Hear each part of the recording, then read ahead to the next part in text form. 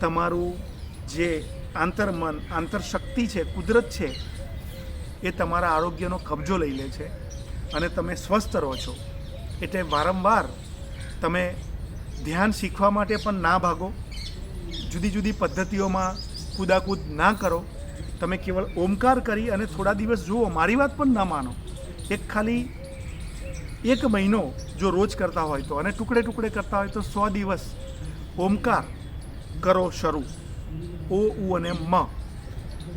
ટટ્ટાર બેસો એટલું પૂરતું છે, કારણ કે તમે જ્યારે ટટ્ટાર બેસો છો ત્યારે તમારું શરીરનો એક છેડો નીચેનો આ પૃથ્વી પર હોય છે અને ઉપરનો બીજો છેડો પરમાત્મા પાસે હોય છે, બ્રહ્માંડમાં હોય છે.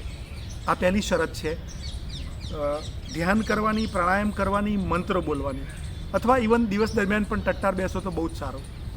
આ એક શરત. પછી બીજી શરત આંખો બંધ, અને ત્રીજી દરેક મંત્ર વખતે શ્વાસ લો. શ્વાસ લીધા પછી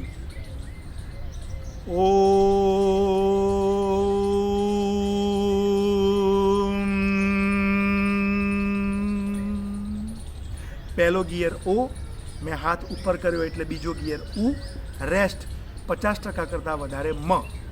શરૂ કરો એટલે ગળામાં થોડું પ્રેશર આપો, એટલે તમારો મ ઇન્ટેન્સ થોડો પાવરફુલ થાય. હજુ એકવાર સાંભળી લો. આને 5 મિનિટ સુધી બોલવાનું છે, દરેક વખતે શ્વાસ ભરીને.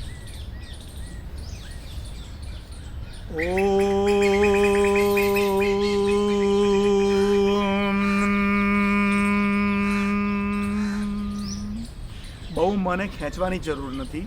તમે 7-8 વાર ઓમકાર બોલ્યા અને થાકી ગયા તો અટકી જાઓ.